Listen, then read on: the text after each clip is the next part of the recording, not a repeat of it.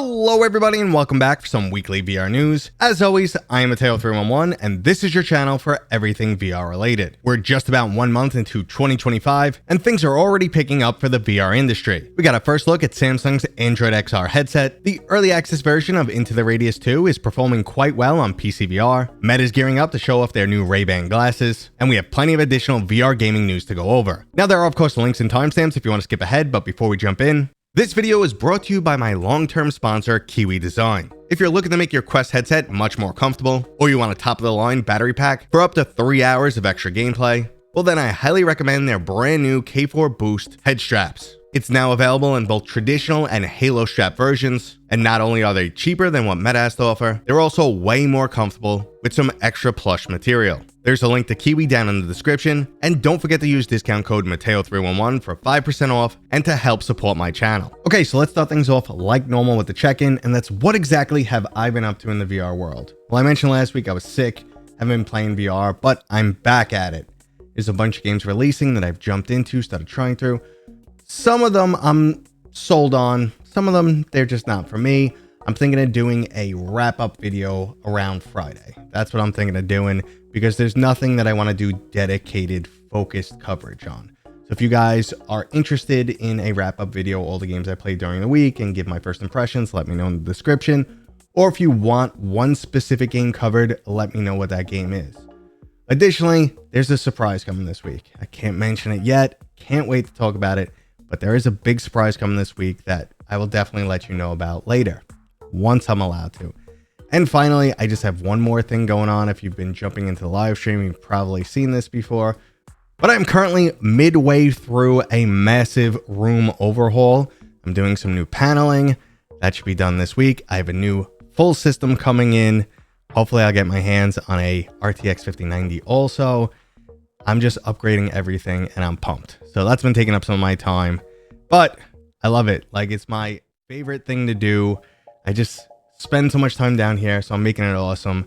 And let's not waste any more time and start things off with this week's new releases. First up, we have yet another workout game, Fitness Fables. I will say though that this game looks completely different than anything else out there, and rather than boxing or breaking some blocks, this looks more like an on-rail shooter that requires you to perform some athletic style motions in order to move yourself and fight back. They're promising 80 levels, 16 boss fights, and over 24 hours of gameplay. Now I'm definitely intrigued here. This looks like the most gamified version of a workout ever, and if I end up enjoying it, I will definitely throw it into my cardio mix. Now next up we have a unique looking first-person platformer, Pixel Arcade. Here you'll need to navigate through a neon-colored, grid-style world with some gravity-defying VR movement. The world's filled with bounce pads, surfable platforms, and plenty of different obstacles made to slip you up. There's currently 10 separate levels, all designed for maximum replayability as you challenge yourself to get a better and better score, and the developers are planning to release a multiplayer mode in the near future. But if you're not a fan of VR platforming, how does a deep dive under the ocean sound with Beyond Blue? Beyond Blue is a story-driven experience where you set out to discover what happened to an underwater research facility. It's more along the lines of a walking, or rather in this case, swimming simulator, where you get to travel deep under the ocean, learn about different aquatic life forms, and get taken on a journey as you find out what happened to this research facility. But so far, most of this week's games are lacking any action, and that's why I'm happy to mention that the excellent co-op shooter Into Black is making its way onto the PlayStation VR2. Now, if you haven't heard of this title, I actually recently covered it in a VR hidden gem video. It's a brilliant story-driven adventure, and the co-op aspect reminds me a bit of Deep Rock Galactic. Unfortunately for this title, it was sandwiched between some super hyped releases, and it didn't get the respect that it deserved. So I'm happy to hear that it's making its way onto the PlayStation VR2, and a whole bunch of additional VR gamers will get to experience this in the near future. And on the topic of future games, we recently found out that the early access SteamVR version of Into the Radius 2 has already made $3 million in revenue.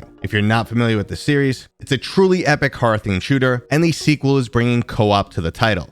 But I wanted to get on screen to discuss the whole $3 million in revenue. Now, that might sound like a lot, but if we're looking at total sales, I don't know if that's before or after the Steam cut, probably after. So we're looking at less than 100,000 sales, which actually is impressive in terms of PCVR. But when you compare PC to VR to flat screen gaming, it's minuscule. And I only bring that up because I just always want people to understand where the VR industry still kind of lies, especially when it comes to PCVR. I would love to see those super insane robust titles like Half-Life Alyx popping off left and right, but the money's not there. This is revenue. This isn't profit. A lot of money goes other places. They have to pay their staff. So it's a great start. And I think, when they eventually get this on other platforms too, especially the Quest, they should make some serious money. It should be a very successful title. But let's move on. I don't want to stay on that topic for too long.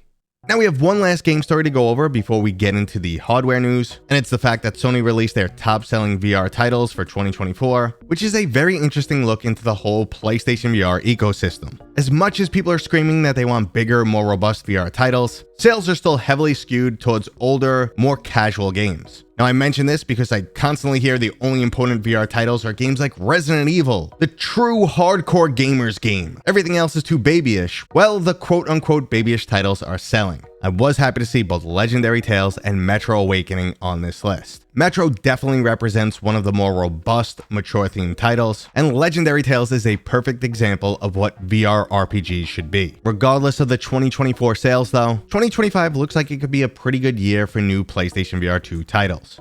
But I'm actually a little bit more interested and actually worried about the hardware stuff that's coming down the pipeline. It looks like Meta is gearing up to start showing off some new Ray-Ban commercials during the Super Bowl, and the rumors surrounding this new product is it's going to be a more expensive Ray-Ban product that actually has a screen embedded. So it could do more than just capture footage and answer some AI-based questions like the current Ray-Bans do. I'm pumped about that. I would most likely jump on the opportunity to get them. However, the double-edged sword of this is the fact that it shows what I've talked about many times before. Meta can be quickly ready to jump ship away from gaming. We actually know they're spending less on gaming now and going more towards the mainstream wearables, their end goal. So as much as I'm happy to see the technology progress and it's technology I want, I see the writing on the wall that, yep, this is where they want to focus and they're hoping it's successful. And speaking of hoping it's successful, we got a first look at Samsung's new Android XR headset. Currently codenamed Poject Moohan, this collaboration between Samsung, Google, and Qualcomm looks like the Quest Pro and Apple Vision Pro had a baby that's running a new Android OS. Now, the rumors state that this is going to focus more on mixed reality and 2D applications rather than being something that goes up against the Quest 3, which honestly isn't ideal for what I'm looking for. But what I actually love is the fact that we finally have a huge company that can go up against Meta. Anything good that one or the other company develops, they'll each try to copy and improve on. So if VR game sales are doing great, each company is going to try and make better and better titles. And the same goes for any other apps or XR use cases. So I'm actually really pumped for the future of XR. We finally have that competition in the industry we needed. I know Apple entered recently, but Apple's at the exact opposite point of Meta. Meta came in as low as possible. We want hardware for everyone. Apple said, nope, we're going straight to the top. We're going to show off impressive technology. I'm happy that we have those 2 points of reference, but I want real competition in the industry to see where it takes us. And that was today's video. If you guys enjoyed it, go ahead and give it a thumbs up. Make sure to come back later in the week. I do have a surprise to talk about on Wednesday. And that's it, guys. If you're new here, please consider subscribing, and I'll see you on next time.